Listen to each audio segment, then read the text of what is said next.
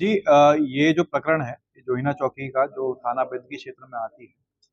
उसमें एक अंजू सोनी है, जिनके द्वारा ये सबसे पहले 9 तारीख को एक प्रार्थना पत्र दिया गया था, जिसमें उनके द्वारा ये आरोप लगाया गया था कि एक 16 वर्षीय लड़की है जो उनके सौतेली बेटी लगती है। मतलब उनके पति की सगी बेटी है और उसकी जो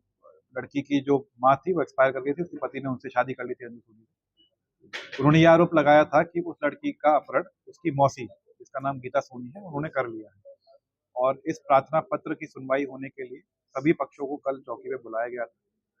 चौकी में गीता सोनी वाला पक्ष भी आया था, अंजू सोनी जिन्होंने ये आरोप लगा के प्रार्थना पत्र दिया था वो भी आया था, और इस समय वो जो नाबालिग लड़की है जिसके साथ रह रही है, शशि और दीपक, जो रिश्ते में उसके मौसेरे बहन और जीजा लगते हैं, वो पक्ष भी आए थे। तीनों पक्ष का इसकी लड़की की कस्टडी को लेके अलग-अलग व्यू था। अंजू सोनी चाहती थी कि वो कानपुर में वो जो लड़की है वो उनके साथ रहें। गीता सोनी जिनकी जो इसकी मदर की डेथ होने के बाद से जो उसकी परवरिश कर रही थी, वो चाहती थी कि वो उनके साथ रहे, और जो उसकी मौसेरी बहन और जीजा थे, जिनके साथ वो हाल में रह रही थी, वो चाहते थे वो उनके साथ रहे। तो इसी विवाद में चौकी में काफ़ी बात हुई, लेकिन जब किसी निष्कर्ष पे नहीं पहुँचा गया, चौकी द्वारा बताया गया कि सिंस ये एक नाबालिग की कस्टडी से संबंधित मामला है, और अगर पुलिस के द्वारा इसमें कोई भी अभी डिसीजन लिया जा सकता है, और उस केस में अगर नाबालिग लड़की अपने साथ कुछ कर ले, तो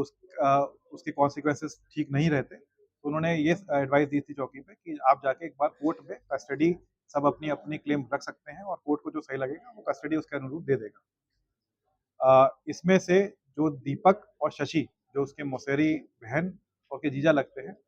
वो उस लड़की को ले जाकर दीपक के घर पे छोड़ आए थे। उसके बाद फिर एक पक्ष जिसमें मनोज सोनी और सूर्यभान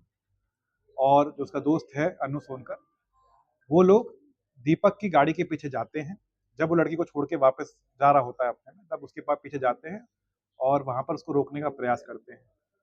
दीपक की गाड़ी में उस समय दीपक और उसका भाई और उसका एक दोस्त बैठा होता है,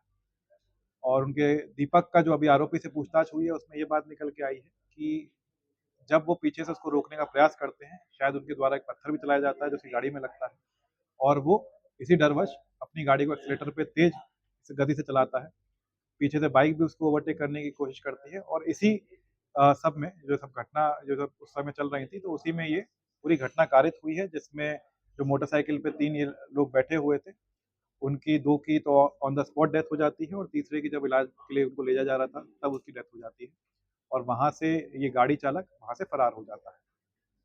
तो पूरी जाँच मेरे द्वारा और जो सीओ बिंदकी हैं, उनके द्वारा ये पूरी जाँच की गई है, और प्रथम दृष्टया यही अभी तक प्रकरण संज्ञान में आए हैं। एक बच्ची की कस्टडी को लेकर है,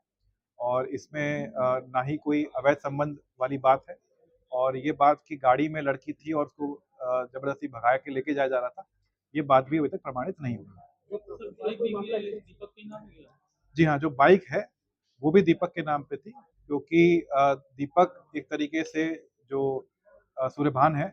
उसका जीजा लगता है, और उन्होंने जीजा के नाम पे ही गाड़ी ले रखी। अभी ये बताया जा रहा है कि सब लोग जो क्लेम कर रहे थे बच्ची की कस्टडी को लेकर, उसमें शायद ये कारण हो सकता है कि उसके नाम पे कुछ प्रॉपर्टी थी। अभी तक तो इस चीज़ की पूर्ति डेफिनेटिव तरीके से नहीं की जा सकती कि क्यों वो लोग क्लेम कर रहे थे। लेकिन एक ये पक्ष भी रखा गया है